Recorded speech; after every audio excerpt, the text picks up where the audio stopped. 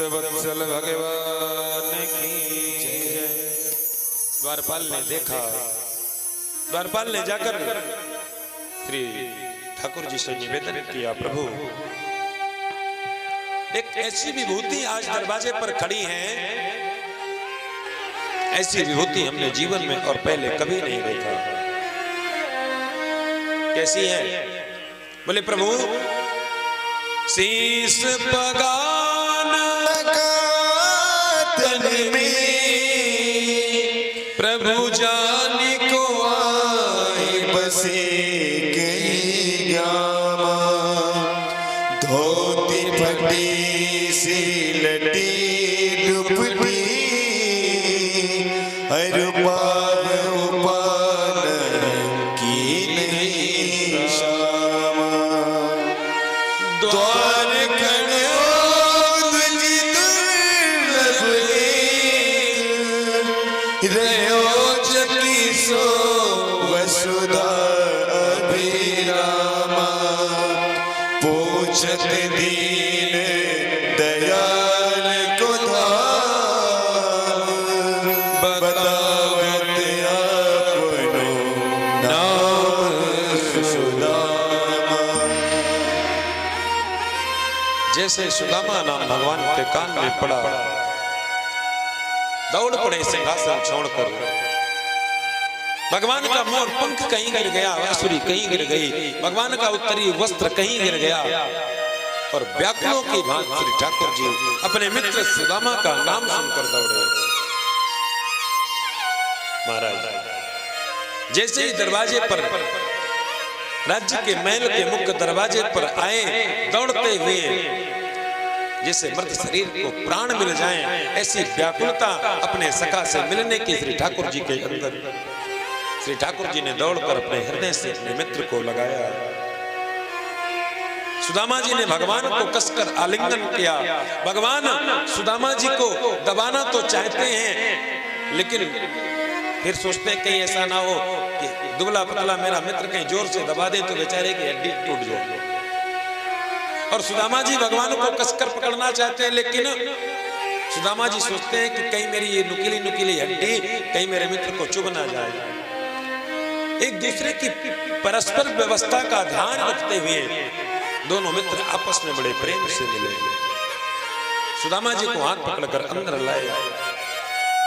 भगवान ने अपने सिंहासन पर सुदामा को बिठाया और सारी सभा के बीच में श्री ठाकुर जी ने अपनी पत्नी देवी रुक्मिणी को इशारा किया, देवी परात और जल लेकर आओ, दरवाजे पर आज कोई ब्राह्मण आए हैं, इनके चरणों का प्रक्षालन कर लें। भगवान सुदामा जी को सिंहासन पर बिठाकर स्वयं सुदामा जी के चरणों में बैठ गए और अपने उत्तरी वस्त्र से सुदामा जी के पैरों पर लगी हुई उस धूल को साफ करने लगे। और धूल को साफ करते करते सुदामा जी के चरणों पर जब भगवान का हाथ गया, भगवान के नेत्रों से अश्रुपात होने लगा।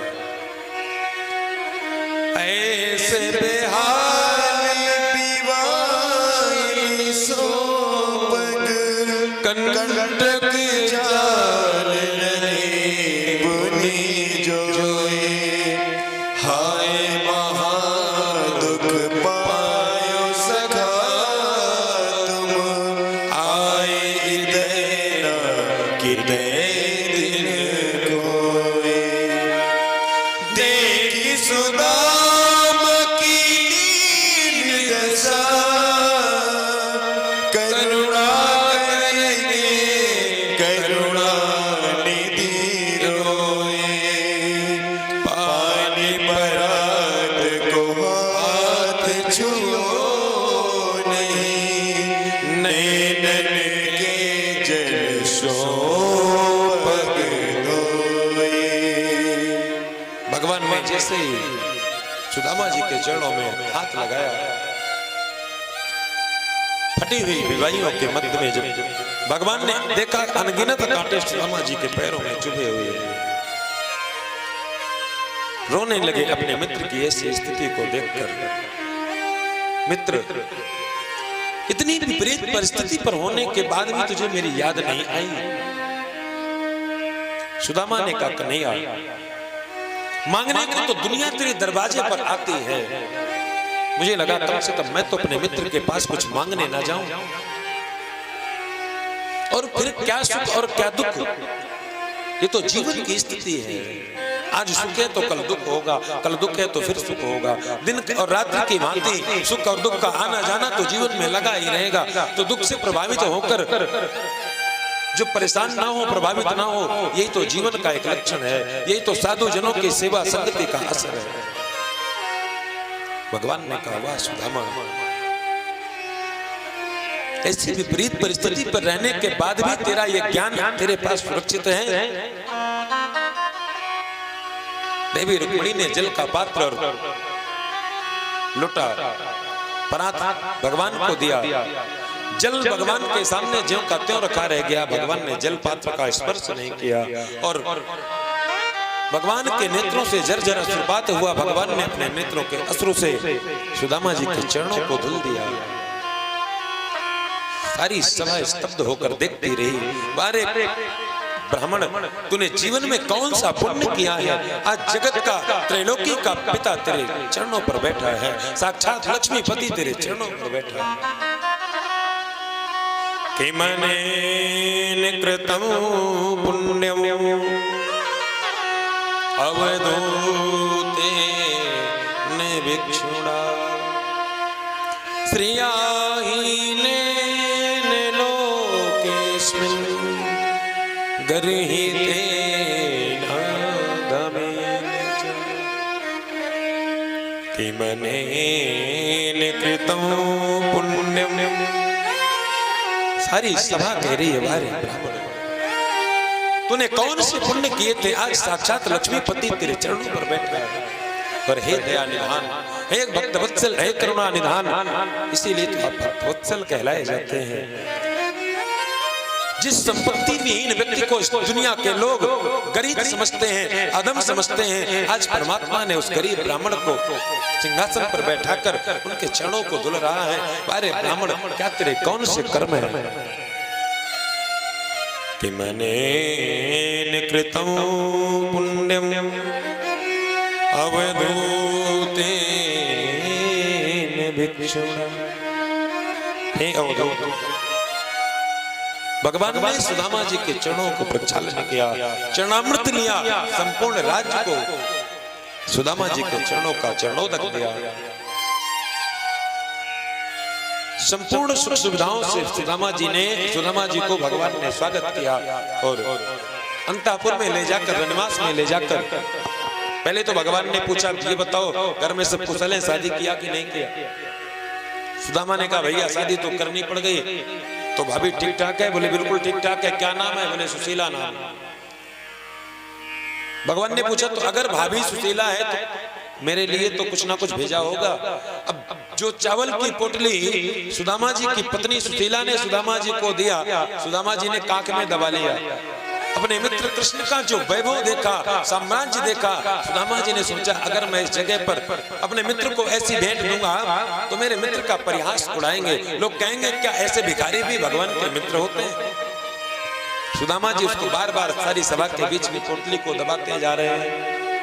भगवान बोले, भैया ये बता, तू जब से आया है तो इस हाथ को इतना जोर से दबा के काहे को रख रहा है?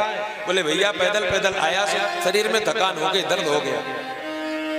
तो बोले, आए तो पैरों से हो, दबा हाथ को रहे हो, बात क्या है? और सुदामा जी से पूछते पूछते कन्हैया ने पोटलियों को पकड़कर खींच लिया। और जैसे ही देखा, 4 मुट्ठी चावल में चारों मुट्ठी चावल विभिन्न प्रकार के हैं। महाराज, कन्हैया ने सुदामा की इस विपन्नता को देखकर रो रो कर चावलों को भिगो दिया। वारे मित्र,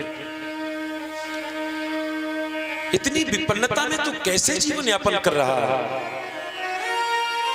तेरे घर में 4 मुट्ठी साबुत चावल भी नहीं। ये 4 मुट्ठी चावल बता रहे हैं कि एक जगह के नहीं। महाराज, प्रसन्नता तो किसी वस्तु की गुलाम नहीं होती। जीवन में सुख और आनंद किसी वस्तु का गुलाम नहीं होता। महाराज, सुदामा जी ने जैसे जीवन को जिया, प्रतिकूल परिस्थिति पर भी अनुकूल रहना है तो कैसे रहना है, सुदामा जी के जीवन का दर्शन करें। महाराज भगवान ने 4 मुट्ठी उन चावलों को लिया। सुशीला ने अपने पति से कहा था जब कन्हैया से मिलना तो मेरा एक संदेश कह देना। सुदामा जी ने कहा भैया अगर भेंट मिल गई है तो अपनी भाभी का संदेशा भी ले लो। क्या संदेशा है? भाभी ने संदेशा दिया था बस इतना कह देना कन्हैया से, हे कन्हैया तू तो संपूर्ण वैभव का स्वामी है, लेकिन तेरे मित्र के घर में ऐसी परिस्थिति है, तेरे बनाए हुए विधान पे तो महीने में 2 बार एकादशी आती है, लेकिन मेरे घर में तो रोज एकादशी रहती है। जिस दिन घर में कुछ खाने के लिए नहीं हुआ, बच्चों ने भोजन मांग लिया, बच्चों को कह देती हूँ बेटा सो जाओ, आज एकादशी है, आज एकादशी का व्रत है, सो जाओ। 1 मास 2 पाख में 2 एकादशी हो, मेरे घर गोपाल तो नित्य एकादशी हो।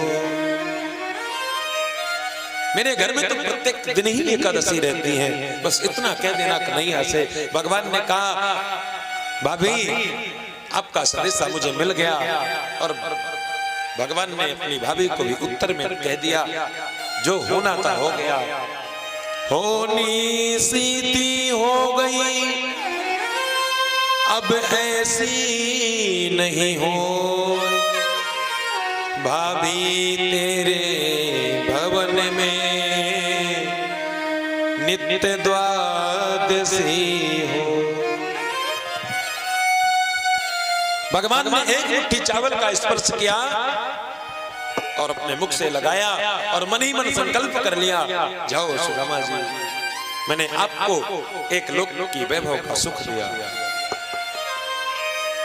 संपूर्ण सभा के मध्य में भगवान ने 2 मुट्ठी चावल को उठाया, मुख से लगाया, मन ही मन संकल्प कर लिया, आपको मैंने दूसरे लोक की संपत्ति का भी हिस्सा दे दिया, पूरा वैभव दे दिया, दूसरे लोक का भी वैभव दे दिया। तीसरी मुट्ठी जैसे उठाई, मुंह में लगाने वाले थे, देवी रुक्मिणी ने हाथ पकड़ लिया। क्या कर रहे हैं प्रभु? अरे सब कुछ पंडित जी को देके, सब कुछ सुदामा जी को देके खुद सुदामा बनने की व्यवस्था कर रहे हैं क्या? अरे कुछ तो रखो। और महाराज ऐसे भी ज्यादा मत दे, तो ज्यादा दे दोगे तो फिर इनको अभिमान हो जाएगा और फिर आपकी छाती पे लात मारते हैं। अभी तक वो निशान मिटा नहीं है। भगवान बोले देवी आपको मेरी छाती का निशान दिख गया, लेकिन ये नहीं देखा कि यही ब्राह्मण, जिस ब्राह्मण की बदौलत आज तुम मेरी पत्नी बनी बैठी हो, अपनी जान जोखिम में डालकर तुम्हारा पत्र कुंडनपुर से मेरे पास लेकर आया, अगर वो नहीं आता तो तुम्हें शिशुपाल के साथ जाना पड़ता। और मैं इन ब्राह्मणों को सब कुछ भी दे दूं तो इनके लिए कम है। मुझे धरणीधर, मुझे जगदाधार जगदीश्वर बताने और बनाने वाले यही तो हैं। विप्र प्रसादा धरिणी धरो हम, विप्र प्रसादा कमला वरो, विप्र प्रसादा अजिता जितो हम, विप्र प्रसादा मम नाम राम। मेरा राम नाम अगर है जगत में लोग जानते हैं इन्हीं संतों की वजह से, इन्हीं ब्राह्मणों की वजह से। भगवान सुदामा को अंतापुर में ले गए, अपने बिस्तर पर शयन करवाया, सुदामा जी के चरणों को दबाया। देवी रुक्मिणी ने पंखा करके